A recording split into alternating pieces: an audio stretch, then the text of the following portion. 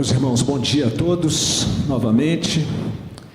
Que a graça, a paz do Senhor possa abençoar a vida de cada um dos queridos, nossas famílias, nossa igreja. Irmãos, em preparação para a ceia do Senhor, nós vamos ler o texto bíblico de Lucas 22, 19 e 20.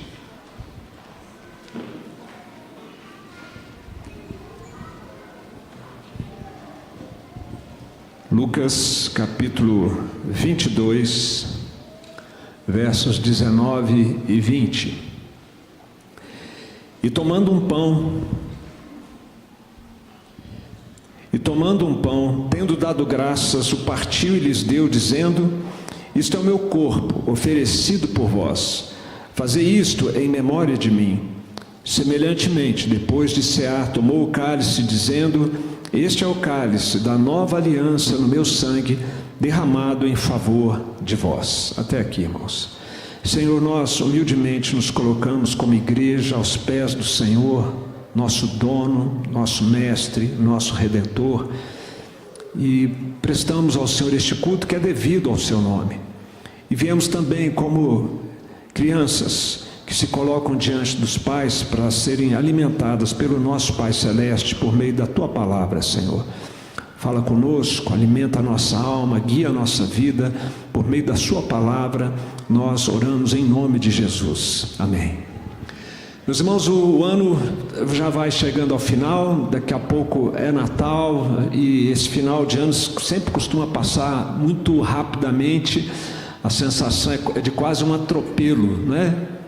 Dia a dia, semana a semana, que vai passando, especialmente nessa época agora.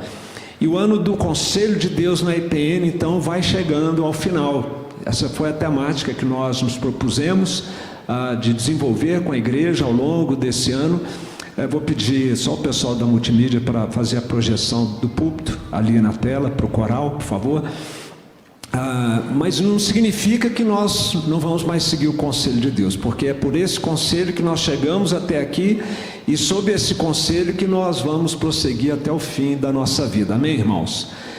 Muito atentos para não nos despercebidamente ou desapercebidamente nós seguimos o outro conselho, né? Que é um conselho sedutor, mentiroso e destruidor, o conselho de Satanás, que muitas vezes está aí dissimulado na cultura à nossa volta e na sociedade. E hoje, então, na ceia dessa manhã, eu gostaria de fazer uma associação entre o conselho de Deus e a ceia do Senhor. E até um pouco mais especificamente entre o aconselhamento bíblico e a ceia do Senhor. Na nossa visão reformada, a ceia do Senhor não é apenas um memorial, não é apenas uma lembrança boa, necessária, mas é mais do que isso, é um meio de graça para o fortalecimento da nossa fé, para promover a intimidade com o nosso Deus.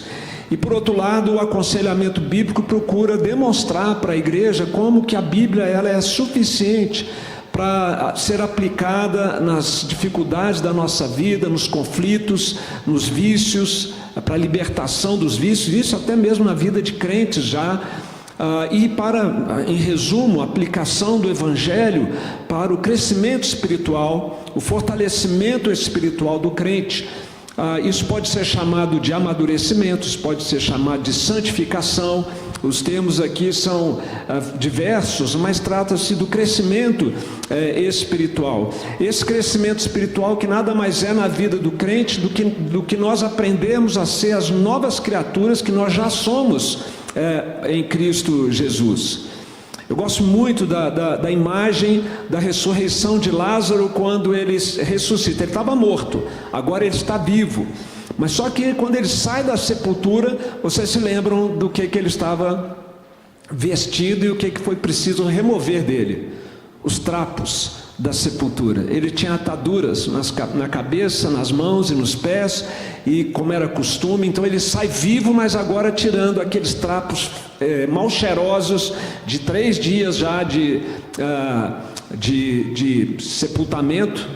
Jesus ressuscitou Lázaro, os panos não, eles continuaram sob o efeito ali daquela situação.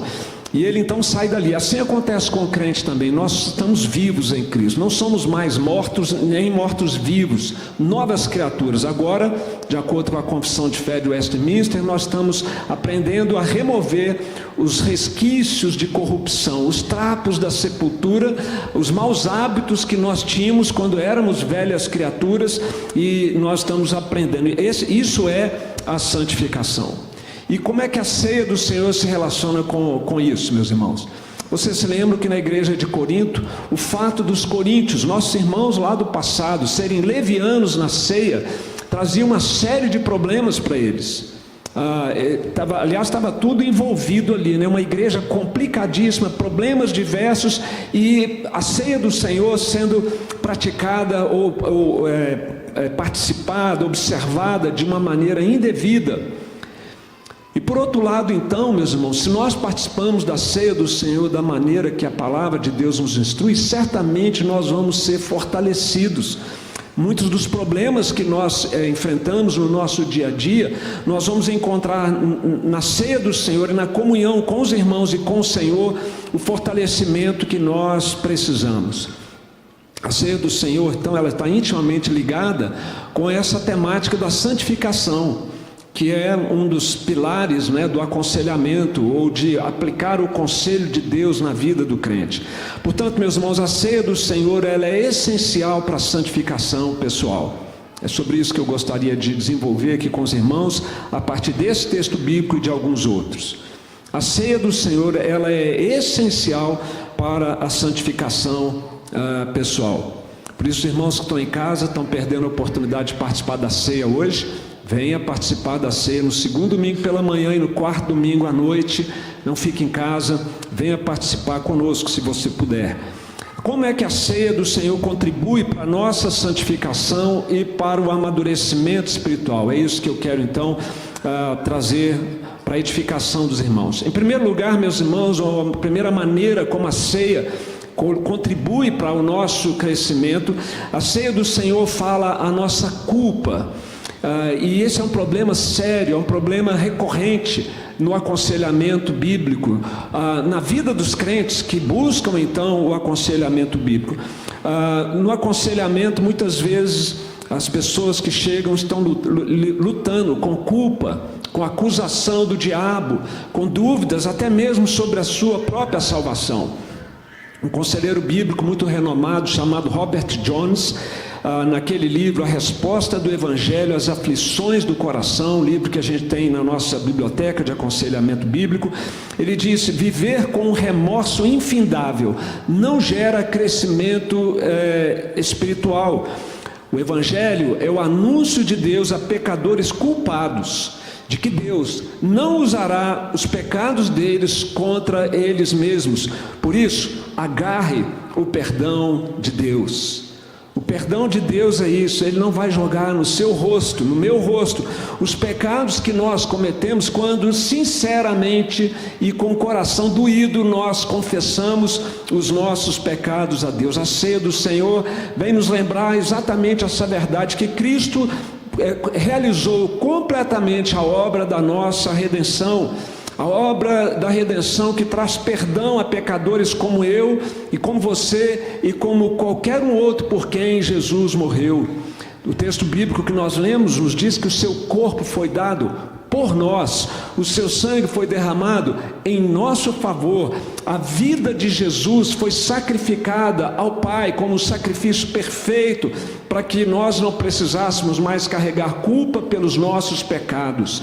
A culpa adoece, a culpa faz o corpo gemer, os ossos envelhecerem, como na expressão de Davi, quando ele viveu esse momento doloroso da sua vida, carregando a culpa imensa no seu coração.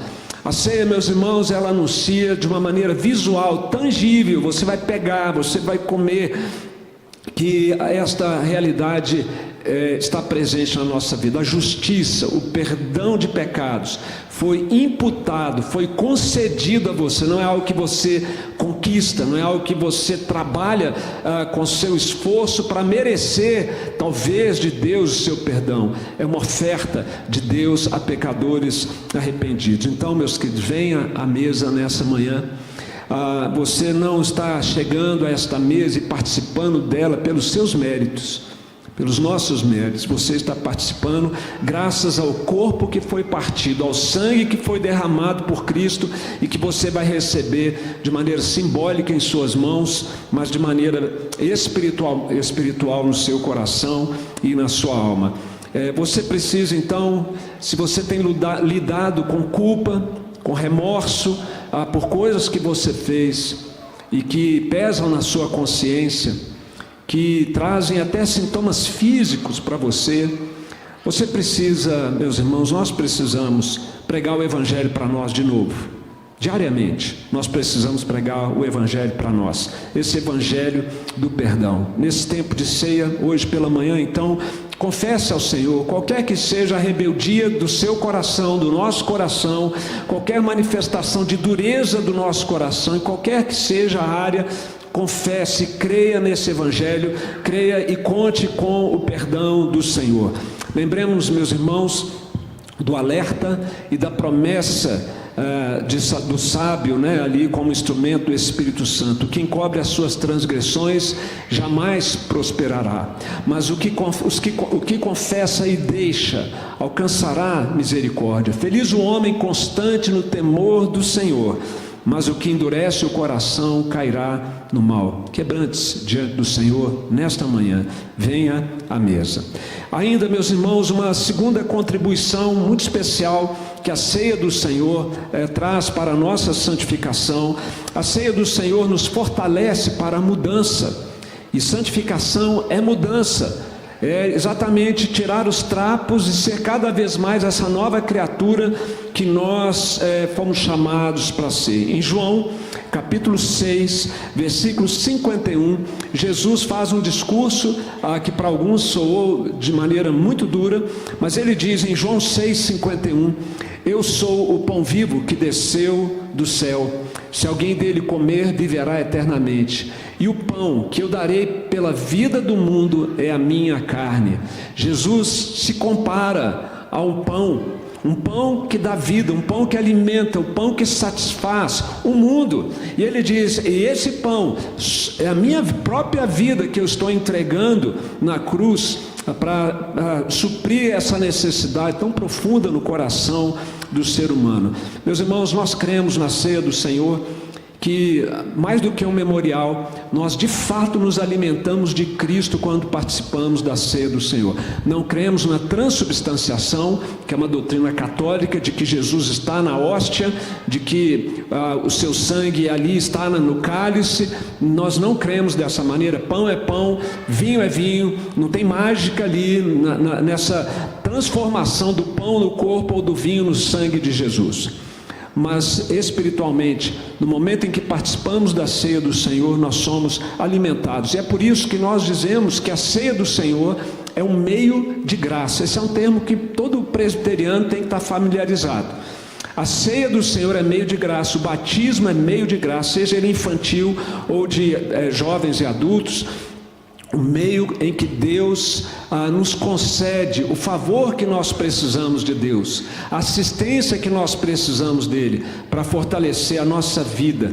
Por isso Jesus disse que a carne dele é o pão que dá vida ao mundo. Jesus é o alimento para a nossa alma. A nossa fé é muito fraca, meus irmãos, muito fraca. Fico impressionado quando vejo alguns pastores renomados de repente descrendo de verdades tão básicas do cristianismo. É porque a fé tem que ser nutrida. Se a vaidade tomar conta, se a dureza de coração, se pecados começarem a ser praticados de maneira deliberada, a nossa fé vai naufragando. Paulo disse isso, alguns rejeitaram a boa consciência e vieram a naufragar na fé. A fé precisa ser fortalecida, meus irmãos, e o poder de Deus então se manifesta na nossa fraqueza, e é isso, exatamente isso, que nós temos a oportunidade de receber quando participamos da ceia do Senhor. Então venha à mesa, não como quem merece estar assentado, mas como quem precisa desesperadamente dessa graça do Senhor que a ceia nos concede. Venha, e aqui, hoje, na ceia do Senhor, Cristo vai fortalecer a sua fé e a sua vida. Amém, irmãos? É isso que nós cremos. Um outro conselheiro bíblico muito conhecido já dos irmãos, Paul Tripp, no livro que estamos estudando na Escola Bíblica Dominical com o pastor Rogério e o Moacir, presbítero Moacir, o livro é Você Acredita? 12 doutrinas históricas para mudar a sua vida cotidiana. Paul Tripp diz que todos nós precisamos hoje da ajuda essencial da graça salvadora de Deus, tanto quanto precisamos dela, da graça, no primeiro dia em que cremos. E aí ele fala dos sacramentos, no livro de aconselhamento bíblico, precisamos vivenciar os sacramentos que nos fortalecem a fé e nos fazem lembrar repetidamente que a nossa esperança está na pessoa e na obra do Senhor Jesus Cristo. A ceia, por isso, meus irmãos, é um momento de renovação espiritual para nós, muito útil, necessário, essencial para quem se sente abatido, deprimido, ansioso, fraco espiritualmente. Por isso, na ceia de hoje, reconheça e confesse a sua necessidade de Jesus. O poderoso rei Davi, o maior rei da história de Israel, maior do que Salomão na minha perspectiva, ele disse: eu sou pobre e necessitado, porém o Senhor cuida de mim. Tu és o meu amparo e o meu libertador, não te detenhas, ó Deus meu. E ainda em outro salmo, Salmo 42, versículo 5, ele lida com a angústia do seu coração, buscando desesperadamente o Senhor. Por que estás abatida, ó minha alma? Por que te perturbas dentro de mim? Espera em Deus, pois ainda o louvarei, a Ele meu auxílio e Deus meu. A ceia do Senhor, ela nos fortalece para a mudança necessária, as mudanças necessárias na nossa vida, meus irmãos. E por último, uma outra maneira como Deus nos fortalece através da ceia do Senhor. A ceia nos dá um lugar à mesa. Quando Paulo escreve aos Coríntios, na primeira carta, no verso 17, 1 Coríntios 10, 17, ele diz: porquanto há um só pão, nós que somos muitos, somos um só corpo. Veja que mais uma vez Paulo faz referência, ou a Bíblia faz referência, à pessoa de Jesus como pão. Não tem outro pão. Pode buscar no que você quiser, nas coisas desse mundo, nas coisas boas que Deus criou, nada vai ser pão para mim e para você. Nada é capaz de preencher, de satisfazer a nossa vida totalmente. Jesus é o pão da vida. Mas Paulo aproveita para falar desta singularidade de Jesus, para falar agora da unidade da igreja. Nós somos muitos, mas nós somos um só corpo, o corpo de Jesus. O isolamento, meus irmãos, é uma marca crescente na nossa sociedade. Quanto mais urbanizada a sociedade vai se tornando, maior é a insegurança e maior o enclausuramento que as pessoas que nós adotamos. Nós não abrimos o portão das nossas casas, nós não atendemos pessoas nos condomínios, nos apartamentos, se não passar por toda uma série de filtros de segurança. E além disso, meus irmãos, Jesus disse que o amor se esfriaria de quase todos. À medida em que o amor vai se esfriando na sociedade, vai esfriando também a disposição de se doar, a disposição de se relacionar. E isso afeta a vida do crente, porque quando nós temos que lidar com momentos e situações críticas na nossa vida, a nossa tendência é também o isolamento, é nos escondermos, tanto porque não acreditamos que a comunidade, que os relacionamentos poderão contribuir de alguma maneira, quanto achamos até, pelo contrário, que as pessoas vão nos julgar, vão nos criticar, vão falar mal de nós. Esta é uma tendência, meus irmãos. E citando aqui agora um terceiro e último conselheiro bíblico, Dale Johnson Jr., no livro Criando uma Cultura de Cuidado na Igreja, Johnson, ele vai dizer dessa triste realidade, então, que acomete as igrejas nos dias de hoje. Ele fala da realidade norte-americana, mas não penso que seja diferente no nosso país. Hoje em dia, a igreja não é mais o primeiro lugar, nem mesmo o segundo, onde as pessoas buscam auxílio em seus problemas.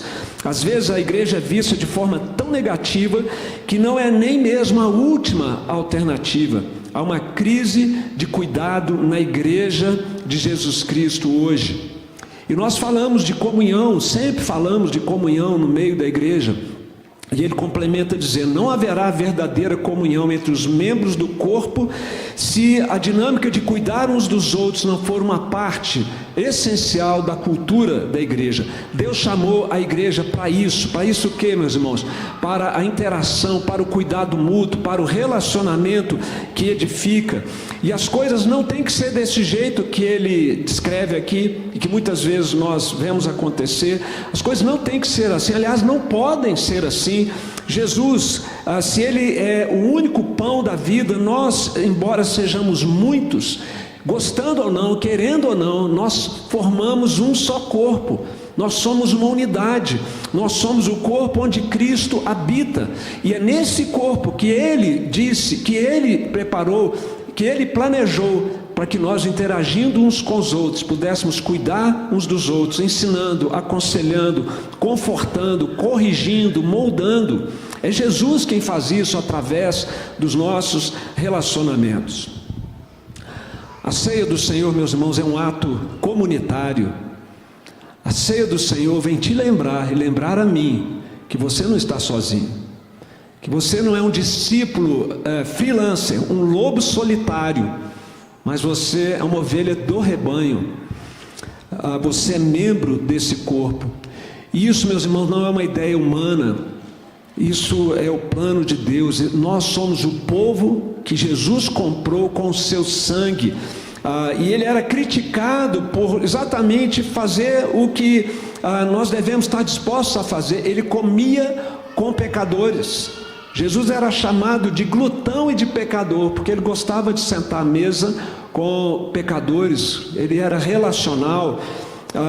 Não tem nada mais íntimo, meus irmãos, do que sentar à mesa para a gente comer com alguém na casa da pessoa. O Conselho de Casa em Casa tem experimentado isso nas visitas que temos feito. É uma coisa muito boa a gente estar aqui interagindo, receber as pessoas no gabinete para conversas pastorais, mas quando nós vamos na casa da pessoa e tomamos um cafezinho com biscoito, tá? Esse é o padrão, tá, gente? Não exagera. Esse é o padrão. Quando a gente toma um cafezinho, é diferente. A comunhão, a intimidade que nós desfrutamos. Então, venha à mesa. Junte-se a nós na ceia do Senhor nessa manhã. Aqui é o seu lugar também na família de Deus. Não importam as lutas que você esteja enfrentando, aqui é o seu lugar. Aqui é a mesa do Senhor, onde você também é convidado a estar presente. A ceia do Senhor, meus irmãos, ela é essencial para a nossa santificação pessoal, porque ela fala a nossa culpa, há perdão para nós. Ela fortalece para a mudança. Cristo morreu para perdoar pecados e transformar nossas vidas, e nós somos fortalecidos na ceia. A ceia do Senhor nos dá lugar à mesa.